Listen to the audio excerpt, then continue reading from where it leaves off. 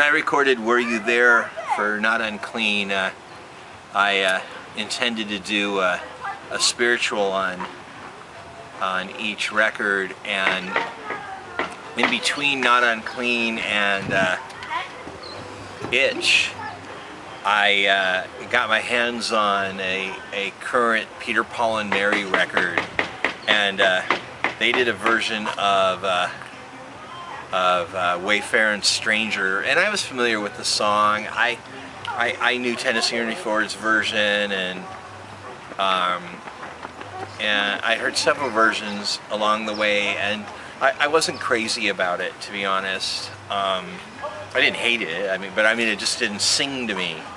But when I heard their version of it, and Mary Travers singing, "I'm going there to see my mother. She said she'd meet me when I come," I got chills, man. I was weeping. It was so beautiful, and I lost my mom, and I was very conflicted about what it was like to go through life without a mother, and the thought of someone capturing, she said she'd meet me on the other side was profound. And I was not raised with Christianity, so I was not raised with promises of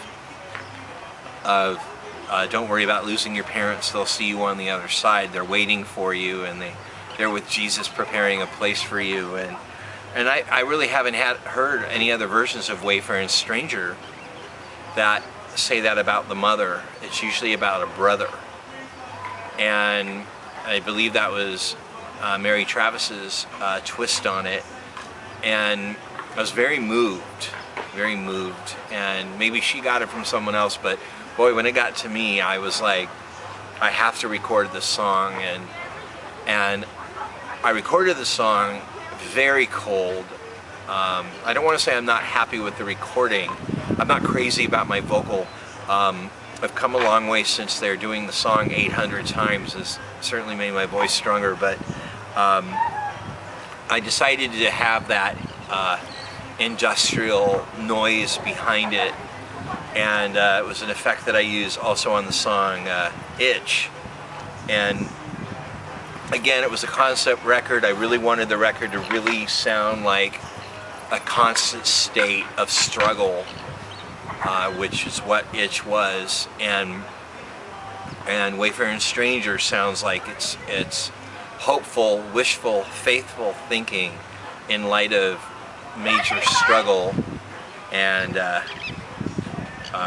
I love the song. Again, with the record, with the concept, I'm really thrilled with it, and it's followed by It's a Sad Christmas, which I earlier talked about as being one of the defining songs, and God helped me focus on what my music ministry was going to look and sound like, and I had so much fun recording the song. I'm wailing off key in the background vocals, and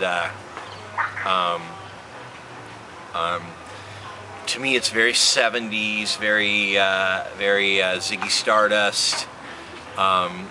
And this really wasn't a very Bowie-esque record. For me, it was like my Zappa record, but I was still so clinging to the 70s glam sound from the last record. It was like whatever I didn't do on the last record I still had to do on this. And Sad Christmas, man. Sad Christmas started all the way back years and years and years before as a church song, a worship song. At Christmas time, I really did write a song about how people are suffering during the holidays, so I don't want to celebrate.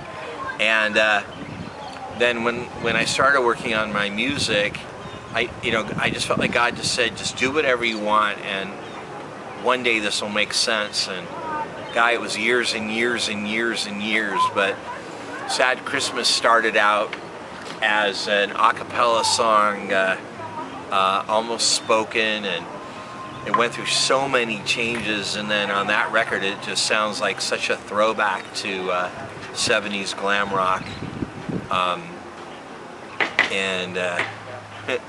I loved it. I loved how it turned out, and I loved how when I went to perform it, people thought it was going to be this really happy song, and gradually watching people's faces see that, you know, that I was really attacking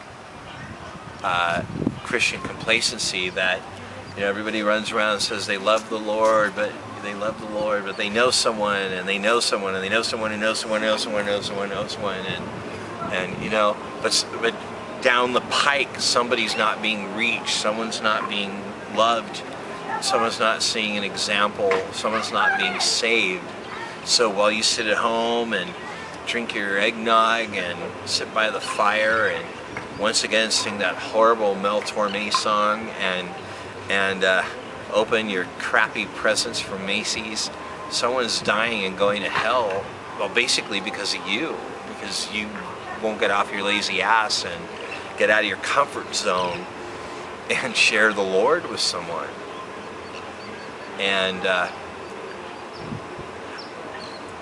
I really didn't get invited to sing at a lot of Christmas concerts that year.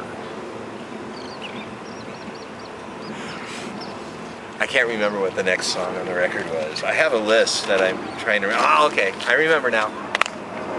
Don't look, it's private.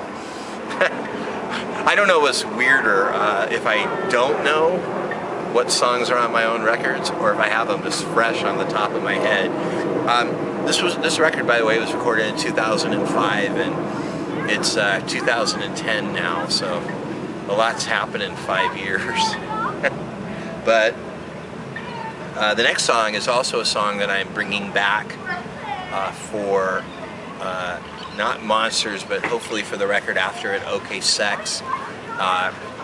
This Tattoo, and this tattoo has a very torrid history that only I know about because it was my problem.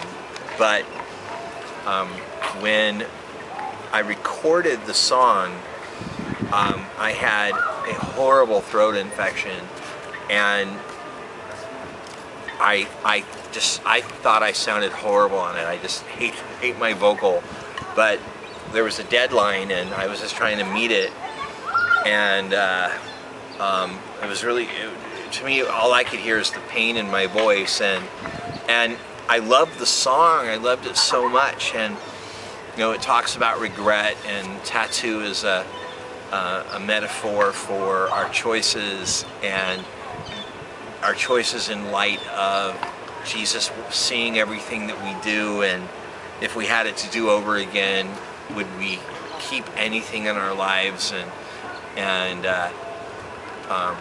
you know, I've been writing songs, you know, my whole life, and I think this tattoo is easily equal to my strongest songwriting.